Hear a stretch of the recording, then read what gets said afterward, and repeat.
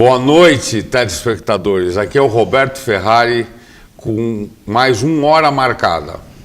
Hoje, antes de passar minha mensagem, eu quero apresentar a minha convidada, a doutora Ana Paula Gimenez, uma amiga, advogada, uma pessoa muito querida. Boa noite, Ana Paula. Boa noite a todos, um prazer estar aqui com você, muito bom poder compartilhar um pouquinho do nosso conhecimento, do nosso dia a dia, né, com tanta gente. Então tá ótimo.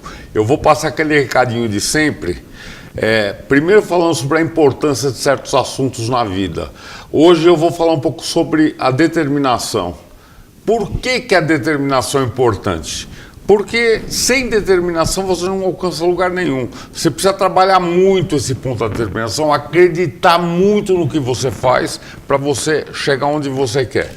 E isso é fundamental para a vida das pessoas. Tá passado o recado, agora vamos para Hora Poética. Separei uma poesia do meu livro novo.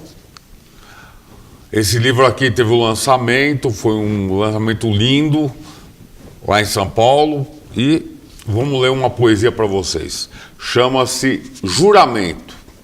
Tu és aquela por quem me apaixonei, habitas o meu coração, a minha alma, e por ser uma paixão intensa, amo-te com todas as forças do meu ser. Por mais efêmero e não menos fundamental, me revelastes os antigos amores que vivestes, e por terem sido todos vãos, quando finalmente meu olhar te conquistou. E por sermos felizes e nos desejarmos, através de noites inteiras prazerosas, apaixonadas, quentes como a lava, com a paixão, como a vida. Será sempre minha amante amiga, presente sempre em todo pensamento, em cada olhar, em cada palavra de amor que eu escrevi de júri. Essa é a poesia de hoje. Bom, Ana, vamos começar a nossa entrevista. Vamos falar um pouco sobre a tua formação. Você se formou aqui em São Paulo aonde? Na Universidade Paulista. Sim. E é uma boa faculdade? Você gostou do curso? Sim. E o que te levou a ir para Buenos Aires para se especializar e fazer um doutorado? Então, eu já tinha feito 2 pós-graduação aqui no Brasil, né? Aí eu fiz de Direito Civil e Processual Civil. E eu sou especialista em Direito de Família e Sucessões. E eu sempre quis fazer um curso fora do país. E quando surgiu essa oportunidade de fazer o doutorado na Universidade de Buenos Aires, eu fui para ver como era. Na verdade, eu fui para sentir como que era, só que eu me apaixonei pela cidade, pelo curso, pela cultura argentina. Eles são muito cultos, eles veem o tipo de pessoa que você é pelas produções que você faz, entendeu? E isso daí foi me estimulando cada vez mais, e eu falo que o doutorado ele mudou a minha vida, a minha visão. É muito bom o intercâmbio, porque lá são alunos de todos os países da América Latina, como Colômbia, Equador, Chile, Peru, África também, tem muitos africanos. Foi um intercâmbio ótimo para mim, uma experiência única que eu recomendo muito. Sempre eu recebo no meu Instagram, conte sobre o doutorado da Argentina. É a pergunta que eu mais recebo. Que legal. Eu recomendo, assim, a única universidade que eu posso recomendar com propriedade é a Universidade de Buenos Aires, que é a federal de lá. O resto eu não posso falar para vocês se é bom, se é ruim, porque realmente eu não conheço. E o doutorado lá em Buenos Aires vale aqui no Brasil? Sim, tem só 2 brasileiros terminaram esse doutorado intensivo. E tem um juiz da Bahia que já validou. Ótimo. Então, legal. é um pouquinho mais longo o doutorado lá, porque são 18 créditos, são 18 matérias, são 18 trabalhos. O trâmite é muito diferente do daqui. Aí depois que você passa por todo esse processo, que você faz a proficiência, que você faz a sua apresentação na banca, é um pouquinho diferente. Nossa, isso mostra que a cultura do povo argentino é bem superior à do povo brasileiro, né? Olha, eu vou falar que eu me surpreendi. O brasileiro, principalmente o paulista, ele é bem preconceituoso com relação a fazer um curso fora do país. mas foi surpreendente para mim, porque me mostrou, eu aprendi a interagir com outras pessoas, outras culturas. E assim, eles não te perguntam de onde você vem, qual que é seu currículo, eles querem saber aonde você vai chegar. O que é diferente lá, por exemplo, aqui a gente tem o vestibular, que o vestibular, ele já limita para diversas pessoas. Lá não, na Universidade Federal, por exemplo, todo mundo tem acesso a fazer faculdade lá. Então, entram 120 alunos, terminam 20. Eu falo que é o tropa de elite jurídico, né, entre aspas, porque só os bons conseguem terminar. Eu gostei muito do que você falou, que lá eles avaliam a pessoa pelo que ela produz. Sim. Os trabalhos que ela produz. Sim. Coisa que aqui no Brasil não tem validade. Você pega um escritor, pega qualquer pessoa que produza intelectualmente, aqui não tem valor. Não tem valor nenhum.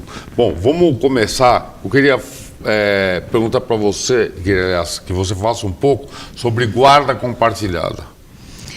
Bom, a guarda compartilhada, na verdade, ela existe desde 2008 no nosso Código Civil, mas ela não era uma regra.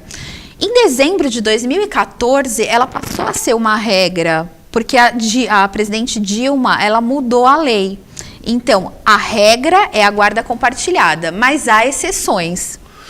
Mas eu achei que guarda compartilhada, desde que a pessoa se separasse da outra, ela já teria direito a isso. Sei lá, eu achava isso antes de ser lei. Eu achava que já era normal. Não, a partir de... Assim, as famílias mudaram muito com o decorrer do tempo, né? Antigamente, a família era aquela patriarcal, né? Então, o pai era o chefe da família, o diálogo era sempre vertical entre pais e filhos. Com o passar do tempo, os divórcios, não tinha a lei de divórcio, então as pessoas ficavam casadas, eram felizes para sempre, porque só existia o desquite. Com a lei de divórcio, tudo foi modificando, as pessoas puderam se separar. Hoje a família é mais horizontal, é a cultura do diálogo. Os filhos aprendem pelo exemplo, não pelo... Ah, sim. Lógico, mudou muito. O mundo evoluiu muito. Evoluiu em coisas para melhor e coisas para pior também. Sim. Eu acho que o conceito de família, a família em si, o conceito como todo mundo vê, eu acho que ele deturpou um pouco. Sim. Em várias coisas, com certas permissões que eu não vou discutir aqui, porque eu tenho uma visão... E eu acho dos tipos familiares, que hoje em dia não é só a família formada pelo patrimônio. Por exemplo, vou falar sobre os tipos de família existente atualmente. Hoje em dia nós temos a família formada pelo casamento, entre homens e mulheres. E entre homens e homens e mulheres também. Eu vou chegar nessa parte.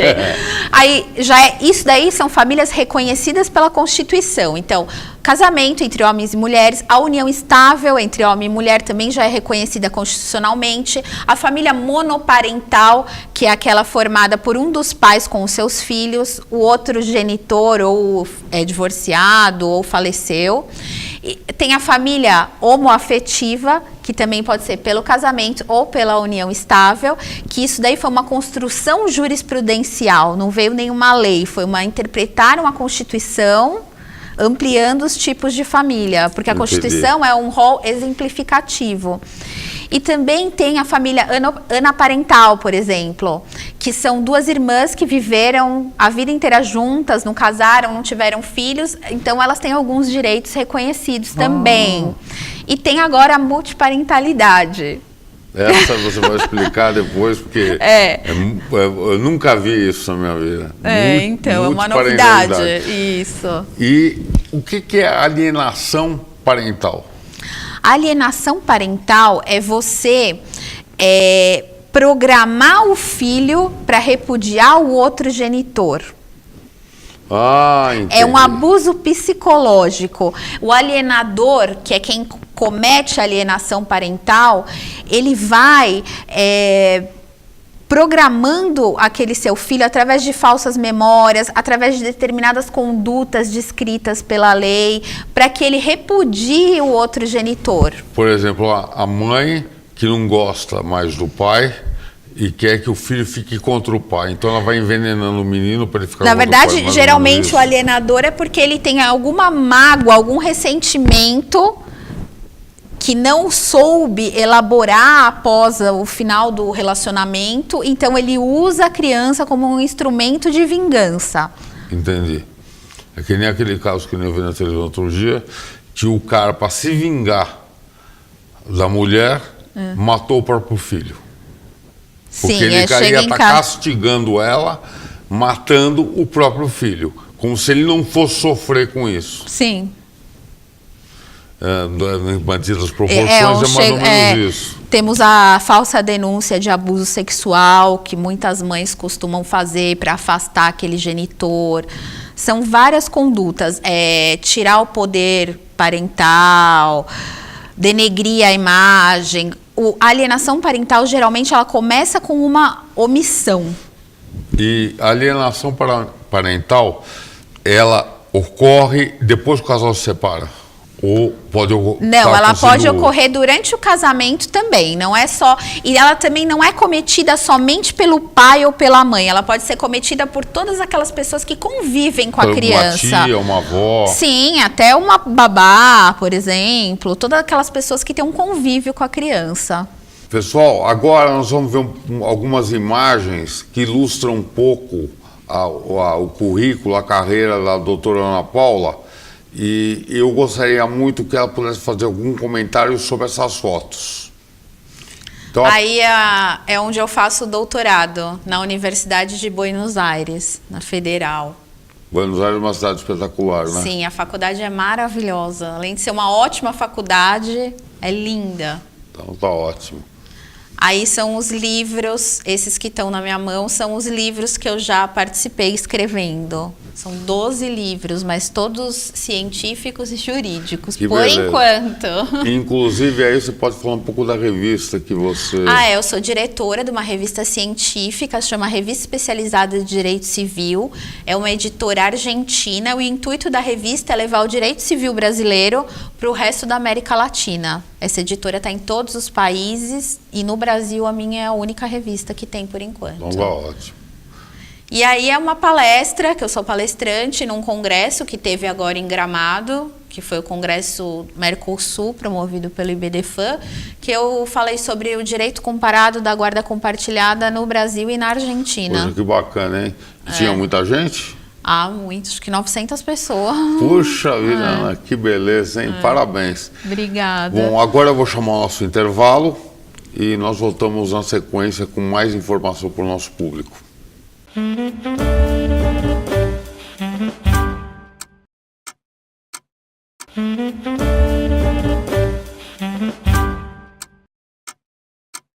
Estamos de volta com Hora Marcada, aqui na Rede TV Premium.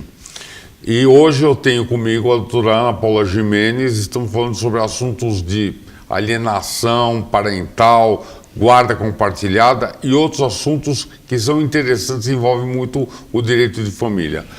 Ana, quais são os tipos de guarda compartilhada que existem? São os tipos de guarda. Existe a guarda unilateral, que é aquele que a guarda é dada a um dos genitores. Existe a guarda compartilhada, onde ambos vão decidir as questões dos filhos e o convívio vai ser amplo. Existe a guarda alternada, que é morar metade do tempo na casa de cada um. E existe o aninhamento, que é ter uma casa que é da criança e os pais se revezam na casa da criança.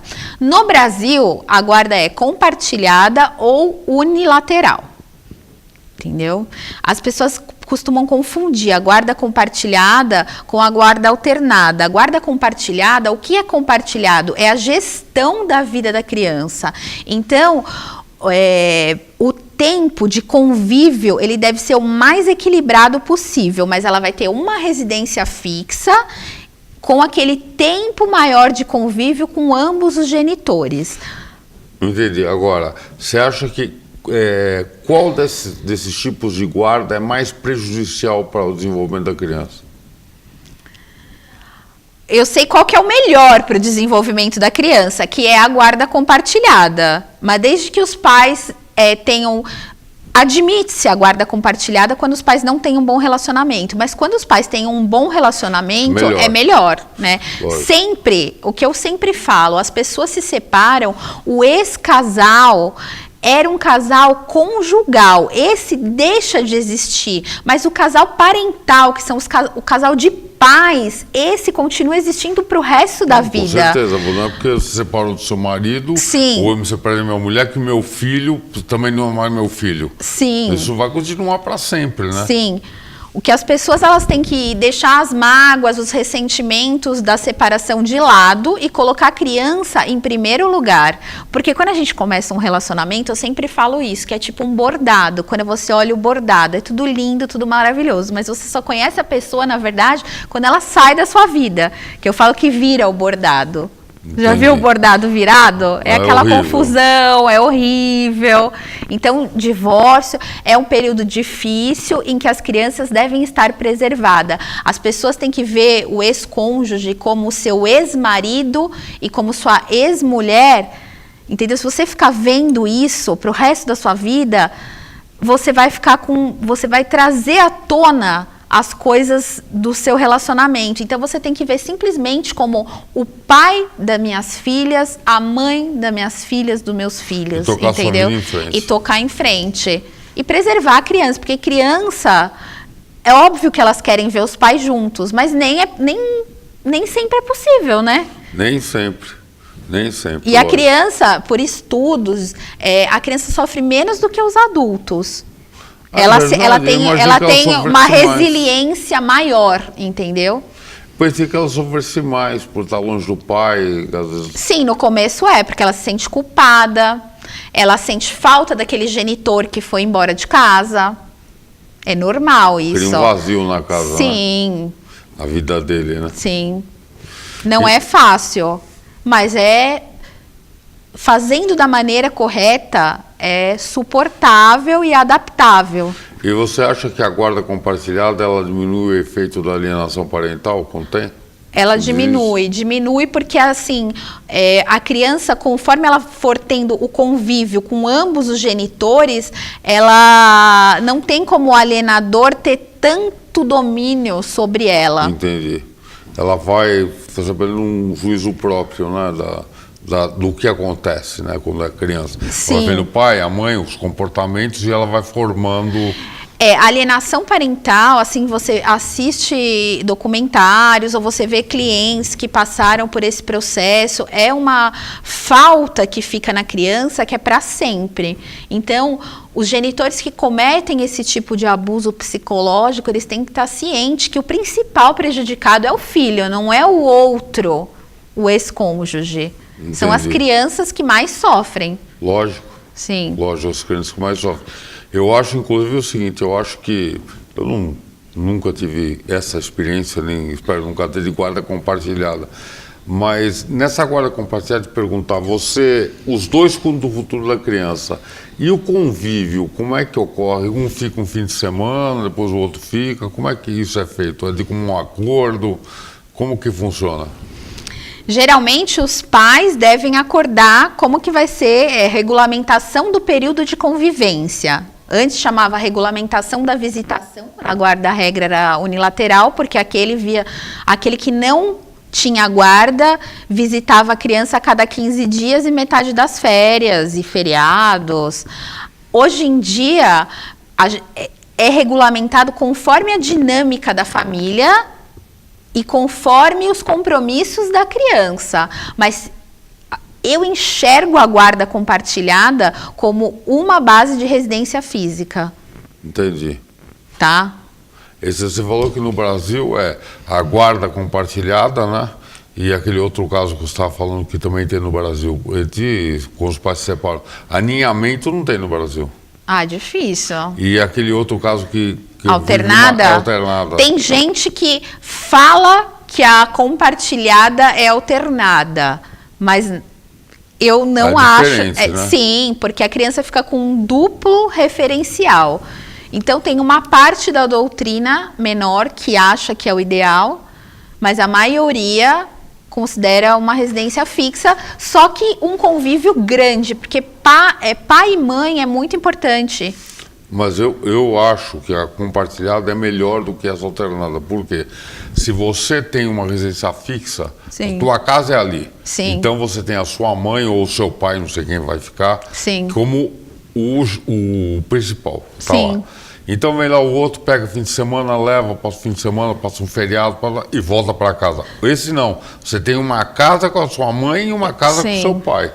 Fica perdido no meio disso. Não, e na guarda compartilhada, os dois são guardiões, só que um, ele é o residente, o outro é o não residente. Esse não residente, não é que ele só vai ver um final de semana a cada 15 dias, ele vai poder ver a criança durante a semana, ele vai poder participar da vida da criança, por exemplo, levar na escola, levar na natação, entendeu? Mas ficar com a criança só, assim, levar para casa dele... Pode também, pode. Vai depender eu falo, direito de família é muito caso concreto. Vai depender da dinâmica da família. Por isso que é muito bom quando ocorre uma separação amigável.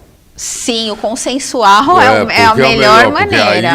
Porque aí essa parte em relação aos filhos fica mais fácil de ser resolver, levada. Sim. É o que eu falo, tem pessoas que elas ficam ligadas pelo conflito. Entendeu? Então, assim, é uma ação judicial atrás da outra, porque a pessoa não se resolveu internamente em relação ao divórcio, em relação à separação, e inconscientemente o conflito faz com que ela fique ligada ao seu ex, por exemplo. Entendi. Agora, como que, aí não sei se é a sua área, Sim. mas a sua opinião, como que funciona, por exemplo, os pais se separaram? Sim. Aí tem a guarda compartilhada. Aí o pai ou a mãe tem uma nova pessoa na vida dele. Sim.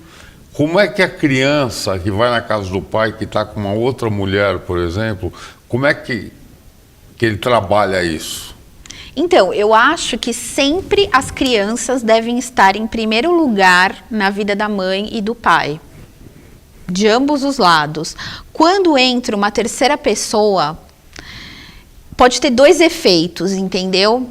Ou aquela que está sozinha fica com ciúmes e começa a atrapalhar a vida do outro, ou a terceira pessoa tem ciúme da ex e começa a haver um conflito. É sempre complicado quando entra uma terceira pessoa, mas é cada caso um caso. Eu acho que tem que começar devagar, tem que ir sempre colocando a criança em primeiro lugar, tem que mostrar para a criança que ela é o principal na vida desse pai e dessa mãe, entendeu? Mas que os pais podem se relacionar com outras pessoas em nome da felicidade. Eu tive uma experiência na minha vida, não foi de separação, eu fiquei viúvo. Então, eu fiquei viúvo no mês de junho. Quando foi no mês de dezembro do mesmo ano, eu fui num churrasco e conheci minha segunda mulher. E o filho da minha primeira mulher, que não era meu filho, era filho do primeiro casamento dela, ele tinha uma identidade muito grande comigo.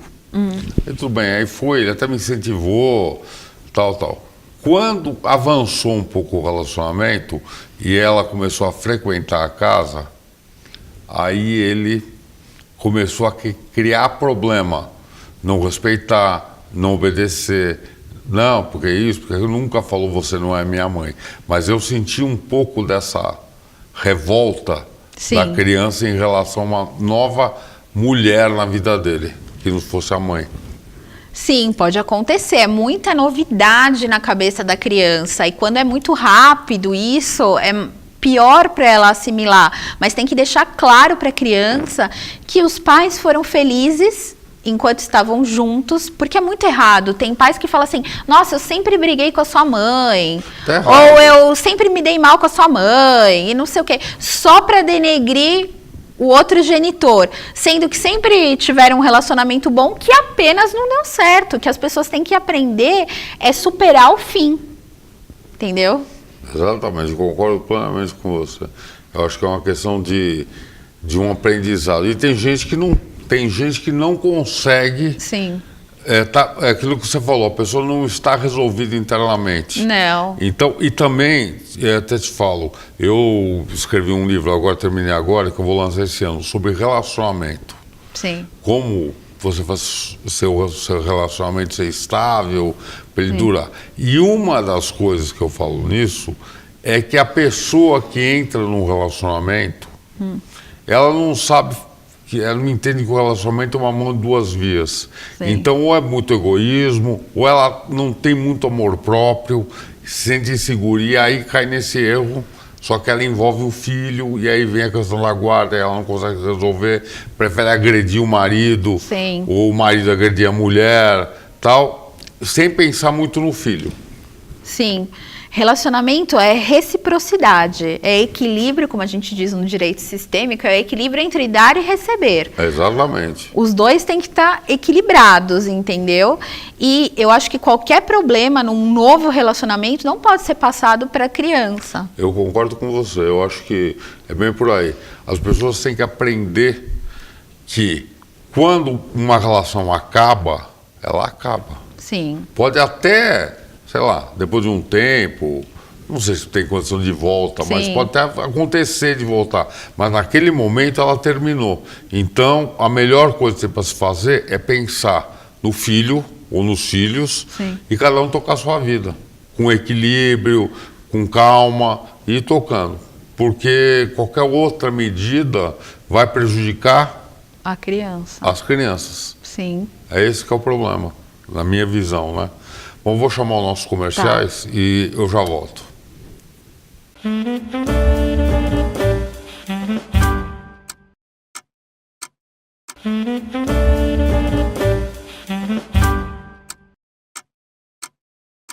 Estamos de volta com hora marcada. E hoje, para você que está chegando agora aqui na nossa televisão, eu estou com a doutora Ana Paula Gimenez. Nós estamos falando sobre problemas de direito de família, a alienação parental, guarda compartilhada, e finalizamos o bloco passado com assuntos de relacionamento amoroso. E vamos prosseguir nesse assunto. Ana, Oi. como que você enxerga o relacionamento? A pessoa começa um relacionamento, tá bem, namora, tá feliz da vida, de repente dá um crepe qualquer no meio do casamento e se separa. Você acha que isso aí é causado por as pessoas não se conhecerem profundamente durante a fase inicial de namoro e tal, ou porque é algum fato que provocou isso? Em primeiro lugar, eu acho que as pessoas vão mudando ao longo do tempo. Eu, por exemplo, não sou a mesma Ana Paula de um ano atrás, de 2 anos atrás. As pessoas vão mudando, vão aprendendo com as suas experiências. E a gente está num mundo da modernidade dos relacionamentos líquidos, né? Onde as pessoas, elas têm uma capa protetora que elas evitam se envolver com medo. Por medo. Por medo, insegurança. Então, muitas vezes, elas não se abrem o suficiente para conhecer o outro. E acabam tendo um relacionamento. Hoje em dia, com a era da internet, você abre uma rede social, aí você acha que a grama do vizinho é sempre melhor, você tem aquela falsa ilusão, mas todo mundo tem problema, todas as famílias têm problemas. Então... E eu até te falei no intervalo, eu terminei de escrever um livro sobre relacionamento. E um dos fatores que eu citei foi exatamente esse. As pessoas, antigamente, como nós vimos toda essa evolução tecnológica, WhatsApp, Sim. Facebook, Instagram, as pessoas tinham que ter um tipo diferente de relacionamento. Não começava pela internet, Sim. nem existia. A pessoa começava, eu digo, no olho Sim. e você conversava. Então você se aprofundava mais, não tinha tanto esse medo que você falou de quebrar a cara, por exemplo, ou de se achar que não consegue porque é insegura, não tem amor próprio, o homem também não tem. E aí não se conhece, fica na superfície, não aprofunda. Quando casa, que já tem, vamos dizer, entre aspas, já conseguiu o que queria, Sim. casar, aí a máscara toda, a fantasia toda cai e a pessoa se revela realmente quem ela é. Muitas pessoas mudam após o casamento, né? E isso é um dos fatos que provoca É o que final. antigamente, por exemplo, antes da lei do divórcio, só existia o desquite. No desquite, você não poderia se casar novamente. Entendi entendeu? agora, entendi. Você era desquitado. Então, não era possível, o casamento não era dissolvido. Só que com a lei de divórcio, que mesmo com a lei de divórcio ainda era obrigatória a separação, tinha um lapso temporal de 2 anos de separação de fato para você poder se divorciar, ou 1 ano de separação judicial para você se divorciar. Então, era mais difícil divorciar. Depois da emenda constitucional 66 de 2010, você pode casar num dia e divorciar no seguinte. Então, as pessoas têm muito mais liberdade para escolher o tipo de relacionamento que elas querem e para escolher o tipo de felicidade que elas querem ter, entendeu? E no direito, vamos supor, o marido está casado, o homem está casado com uma mulher. Casados, tal, tudo bem. Aí, por qualquer motivo, eles ficam sem intimidade durante 2 anos, 1 ano e meio, sei lá. Isso é considerado motivo para o cara romper o casamento ou anular o casamento? Ou, sei lá, se separar, o juiz considera que uma separação de corpos durante o casamento é motivo para um divórcio? Não, hoje em dia, o que mudou, né, nessa emenda 66, hoje em dia não precisa mais de motivo. Antigamente ainda analisava a culpa. Entendi. Hoje em dia não tem mais isso. Você não precisa dar motivo. Eu quero me divorciar, pronto. E acabou. E acabou. Entendeu? A partir do momento que você decide se divorciar, não precisa mais de um motivo, não tem mais culpa do cônjuge. Entendi. Porque é um assunto complexo isso. Sim. O nome do meu livro, sabe qual é? Qual? Amor. Palavra simples, sentimento complicado. Sim, é difícil. Relacionamento humano é difícil. É muito difícil, é muito difícil. Principalmente porque eu acho que existe um pouco de egoísmo de ambas as partes. Sim. Eu acho que as pessoas, como aquele diz, venha a nós o vosso reino. Ela quer tudo para ela, ou ele quer tudo para ele, e ele não quer ceder nada para outra pessoa. Quer dizer, é como se a pessoa tivesse tido a honra de casar com o cara, ou o cara a honra de casar com a mulher. Sim. Nenhum dos dois imagina que eles estão no mesmo barco e estão caminhando num rumo só, no mesmo sentido. Nesse assunto vem a questão da constelação familiar. Explica o que é isso aí. Então, Bert Hellinger foi um psicanalista alemão, é um psicanalista alemão, tem mais de 90 anos, ele está vivo. Ele desenvolveu a teoria das constelações familiares, observando que determinados comportamentos se repetiam através de gerações.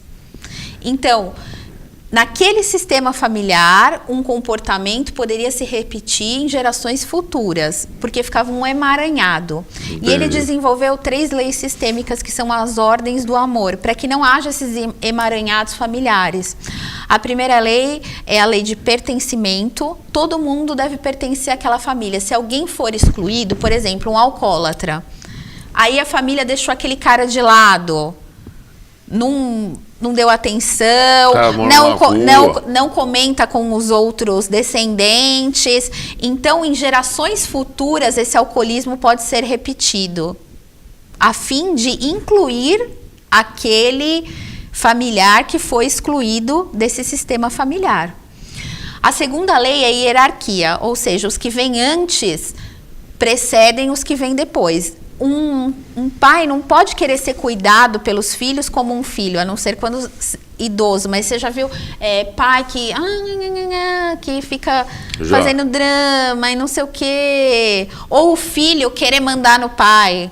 Entendi. Entendeu? Cada um tem que ocupar o seu lugar, entendeu? E a última lei é a lei exatamente do dar e receber.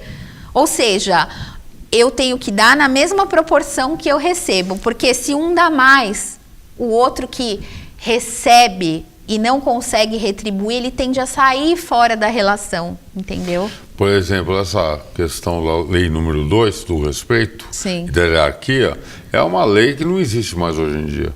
Em nada existe. Os filhos são famílias modernas, famílias que que você vê aí que o pai não está nunca presente, ou porque a mãe também trabalha e o filho fica ao lado, a criança cresce sem nenhum limite, sem saber o que é respeitar aqui, respeitar ali, e faz conforme a vida dela. Não é isso? Sim. Como diz um psicólogo, Rossandro, não sei se você conhece, ele fala que o amor da criança começa primeiro com respeito aos pais. Que hoje em dia você chega pro teu filho e fica, você me ama? Isso daí não é o certo. O filho tem que te respeitar para futuramente, quando ele crescer, ele te amar. Porque eu digo sempre o seguinte, se todo mundo tem que ter limite. Sim. Então, se você tem um filho pequeno, e o que acontece? O pai e a mãe trabalham. Então, como é que eles querem suprir a falta deles? Comprando coisa pro filho. Sim, então, compra brinquedo, compra não sei o quê. Aí o filho, pai, eu quero esse brinquedinho aqui. O amor não tem aqui, preço. Porque eu tô querendo jogar, achei meus amigos têm, tá bom, filho, vai lá e compra lá, pronto, tá aqui. Aí vai. Quando ele quer dar uma ordem pro filho, o filho vai falar, pai, eu só vou fazer se você me der isso. Sim. E as constelações familiares, elas já estão sendo usadas no Poder Judiciário aqui no Brasil. Começou com um juiz da Bahia, ele chama Sami. Ele foi a primeira pessoa no mundo que usou as constelações familiares no direito e criou o termo direito sistêmico, que é você não analisar, você analisar realmente o conflito e ver a origem daquele conflito, porque geralmente nem sempre o que você está falando é o que realmente seu coração quer. Exatamente. Entendeu? E no seu dia a dia, existem mais separações amigáveis ou separações litigiosas? Ou é equilibrado? Olha, eu vou falar por mim. Eu não sou uma advogada litigiosa, tá? Eu prefiro tentar resolver de outras maneiras. Eu acho que o litígio, quando chega no Poder Judiciário, é que aquela família já está com um amor doente. Já está no último grau. Acho que dá para começar negociando, depois partir para uma mediação. Para não ir para a justiça. Eu acho que primeiro a gente tem que tentar uma mediação, onde o mediador vai conduzir aquelas pessoas para que elas próprias cheguem a um melhor resultado para o seu conflito. Aí depois a conciliação, que é o conciliador, ele já faz algumas sugestões diferente do mediador. E o nosso Código de Processo Civil novo, de 2015, ele estimula a mediação e a conciliação, o que é muito bom. Depois da conciliação, eu acho que aí, se não teve jeito, pode-se tentar as práticas colaborativas. O que são práticas colaborativas? Tem um advogado americano que ele litigava em direito de família e ele começou a se sentir infeliz, insatisfeito. Então ele começou só a trabalhar nos acordos e não fazia mais o litigioso. Aí ele desenvolveu esse método onde os advogados colaborativos, eles não podem brigar. Eles não podem depois entrar eles ficam tentando um acordo. Então, eles usam outras pessoas de outras áreas, como psicólogo, coach, analista financeiro, para cercar aquela família, para que essa família chegue a uma resolução e seja um divórcio da melhor maneira possível. Porque o juiz é um terceiro decidindo a sua vida. Então, eu acho que tem que ser usado no último caso, entendeu? Entendi. Inclusive, pelo fato que a gente já discutiu aqui, que tem que se pensar nos filhos, né? Sim, na mediação é o ganha-ganha. As duas partes chegam numa conclusão. Agora, quando você tem uma sentença judicial, é um terceiro que não sabe realmente o que aconteceu na história, que está determinando a vida de uma família inteira. E nessa mediação, você estipula tudo, né? Bens, guarda compartilhada, tudo. Pode ser por mediação por assuntos, ou você pode já estipular todas as coisas. Entendi. E homologar judicialmente, né? Entendi. E eu vejo muito aí também o caso de pais que não pagam, maridos que não pagam pensão para ex-mulher, vão presos e tal. Sim. Acontece bastante também, né? Acontece. Mas você acha que é justa a forma que o juiz determina o pagamento da pensão? Então, a pensão alimentícia, ela sempre vai levar em consideração o trinômio, necessidade do filho, possibilidade do pai e proporcionalidade, que nem estavam discutindo o caso do Wesley Safadão.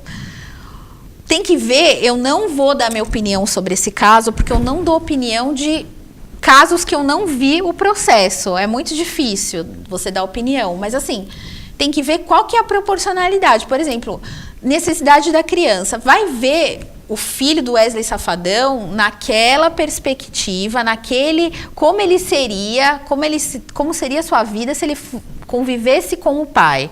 Então, assim, o poder aquisitivo.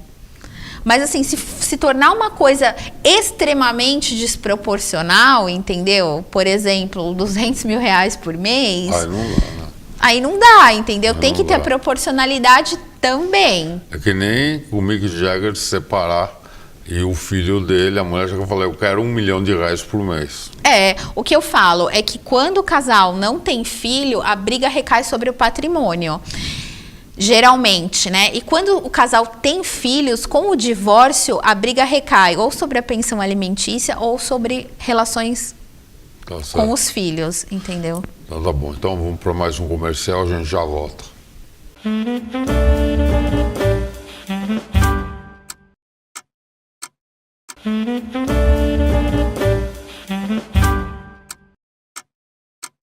Para você que está chegando agora, bem-vindo a mais uma Hora Marcada aqui na Rede Premium TV. Hoje eu tenho a convidada Ana Paula Gimenez, a doutora Ana Paula Gimenez, e estamos falando sobre vários assuntos de direitos de família e relacionamento. E eu vou iniciar esse bloco falando sobre multiparentalidade. Ana, explica para nós o que é a multiparentalidade. Multiparentalidade é você ter mais de um pai e de uma mãe ou de uma mãe no registro civil. Por exemplo, existem vários tipos de filiação. Tem a filiação civil, que é aquela determinada pelo nosso Código Civil, que a mãe é sempre certa, o pai é o marido da mãe, as técnicas de reprodução humana assistida, a adoção. Tem a filiação biológica, que é determinada através do exame de DNA, e tem a filiação socioafetiva. Antes da gente entrar em multiparentalidade, se você me deixar, a gente abre esse parênteses. Pode falar à vontade. Então, a filiação socioafetiva é aquela máxima, pai é quem cria. Entendeu? Entendi. Ela é construída pelo tempo. Não é hoje que eu vou decidir ser pai de uma criança ou mãe. E filiação socioafetiva não é o padrasto ou a madrasta. Ela é realmente uma filiação, só que baseada no afeto. E o afeto, você sabe que pode ser positivo ou negativo. O amor ou o ódio, né? Porque certeza. Geralmente quando chega no judiciário a gente já vai estar no afeto negativo. Então essa filiação socioafetiva, ela vai ser determinada sempre pela visão da criança. Então a criança vê aquele pai ou aquela mãe como realmente seu pai ou sua mãe. Então tem os requisitos básicos, baseados na teoria da aparência, ou seja, aquela sociedade vê aquela família como pais e filhos. Aquele filho vê os seus pais socioafetivos como realmente seus pais. Tem filhos que já incorporam o nome do padrasto. E com essa filiação socioafetiva, o que começou a chegar no Poder Judiciário? Conflitos do tipo, eu tenho um pai biológico e tenho um pai socioafetivo, e eu quero que os dois sejam meus pais. Então, o STJ, ele passou a admitir essa possibilidade da multiparentalidade. Só que juristas, pessoas, a gente não sabe qual vai ser a consequência disso, parte da doutrina não está de acordo. Assim, é unânime que todos estão de acordo com a filiação socioafetiva, mas a dupla paternidade ou maternidade ainda é uma questão muito controvertida. Na minha opinião, isso é uma aberração. É que começou assim, com um caso do tipo, a mãe biológica faleceu e o pai casou com, um dos primeiros casos foi esse, e o pai casou com uma outra mulher. E essa outra mulher passou a criar aquela criança como se fosse seu filho. Só que, qual que é o problema de fazer uma adoção unilateral? Aquela criança ia romper os vínculos dos avós daquela mãe que morreu. Porque na adoção você rompe os vínculos com a sua família biológica. E não queria, porque ela convivia com os avós da mãe que morreu. mas mesmo assim a criança via a madrasta como mãe. Então eles permitiram que ficasse o nome da mãe e da madrasta, que virou mãe também, no registro civil, para aquela criança não romper os vínculos com a mãe. Agora... Esse caso, eu acho ok, entendeu? Agora, é muito complicado, mesmo em direito sucessório, quando existem... Mas, olha, eu tenho uma visão disso. Eu acho o seguinte, se você vai adotar uma criança, esse caso que você falou, ficou viúvo, casou de novo, a nova mulher trata super bem o filho, a ponto de ele considerar ela mãe. Tudo bem, vai adotar, ela quer adotar, é um amor de mãe que ela está dando para ele. Vou cortar os vínculos. Ele vai cortar o vínculo no papel, porque o vínculo afetivo vai continuar existindo para sempre. Ele sempre vai ter o avô, a avó, sempre vai ter daquele lado da mãe. Ele sempre vai ter aquele vínculo, o afetivo. Não vai acabar, isso não acaba nunca. Vai acabar no papel. Mas juridicamente eles não são mais avós daquela criança, não, entendeu? Juridicamente, mas afetivamente vai ser avô sempre. Uma coisa que é para sempre é sogra. Não existe sogra nem então, sogra. Então, é isso que eu falo. Sogra não existe. A gente só vai acumulando as sogras. Então, não existe isso. Não existe, por exemplo, ex-filho, ex-sogra. Tem ex-marido, ex-mulher, mas sim, você vai continuar sempre ter aquela relação, você está bem. Por exemplo, eu... não me dei com a minha primeira esposa, ela não me dava muito bem com o meu sogro. Eu já vi ele um cara meio assim, sem muita condição assim, de comportamento. Então, quando ela faleceu, eu cortei a relação com ele. Porque, em compensação, com a minha segunda mulher, o pouco tempo que eu convivi com o meu futuro sogro, e depois do casamento, estava casado há 15 dias quando ele morreu, é uma pessoa que eu vou considerar sempre meu sogro. Porque eu adorava ele, achava ele um cara divertido, mas seu primeiro sogro, mesmo que você não tenha contato, ele vai ser sempre seu sogro. Ele vai ser sempre meu sogro. E os cunhados também acabam quando você termina ou... Termina. Acaba. Só o sogro e a sogra que não? O sogro e a sogra não. Que gozado isso, por que isso? É parente por afinidade, né? Aí tem os impedimentos matrimoniais. Nossa, que interessante, eu não sabia disso. Eu não tinha noção.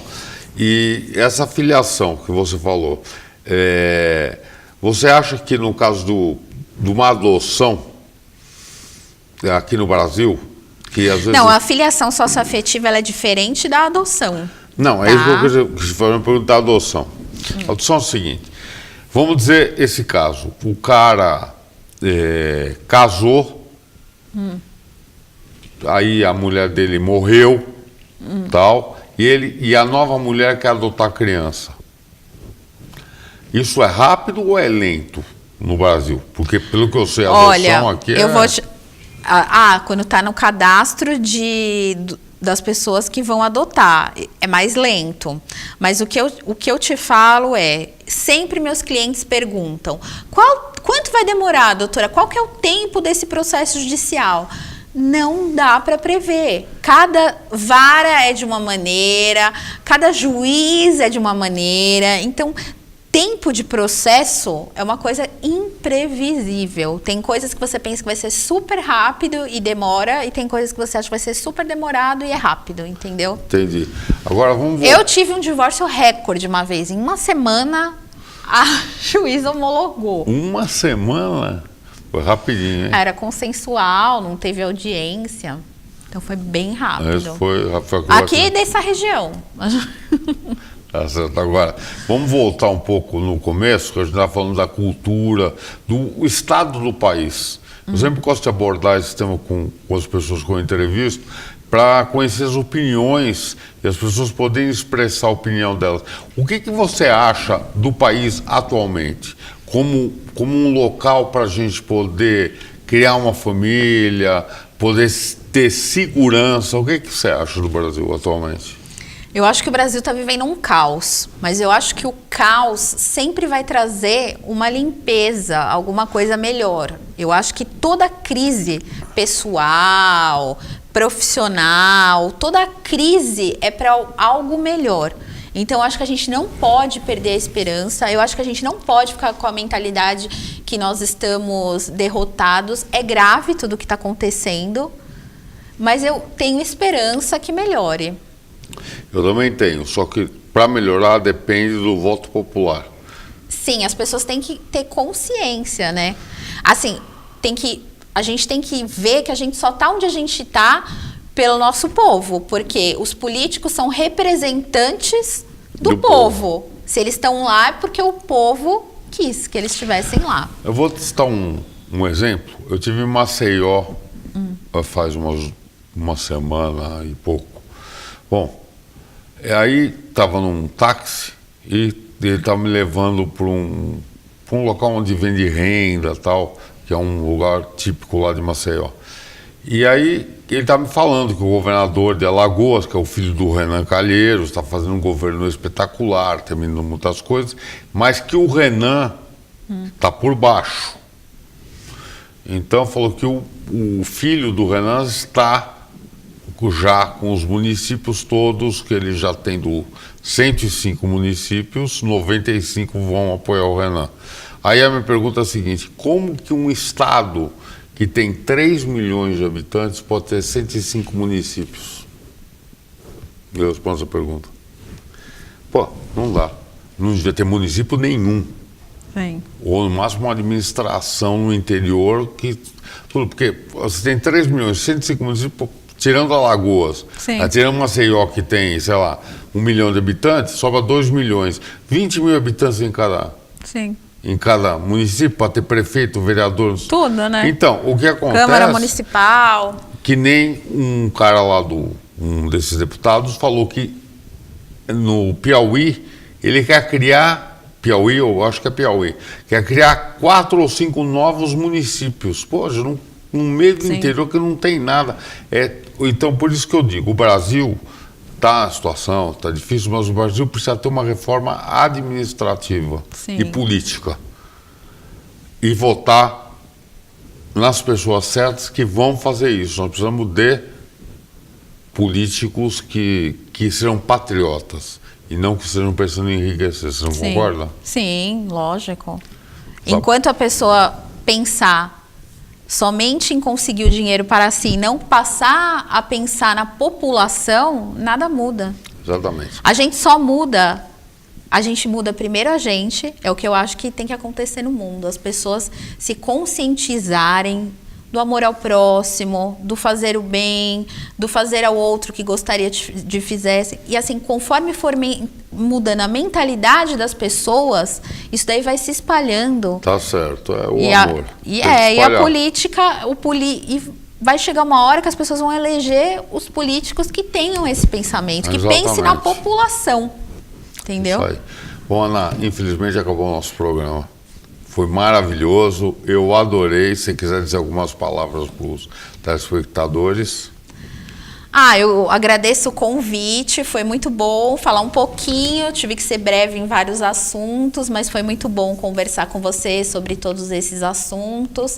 Quem quiser meu contato, pode me seguir no Instagram, que é o mais fácil, tá? E espero que vocês tenham gostado. O próximo a gente expande um pouco mais. Com certeza. E eu adorei a sua presença. Você é uma pessoa muito bem informada, uma profissional de primeira linha, uma advogada ótima.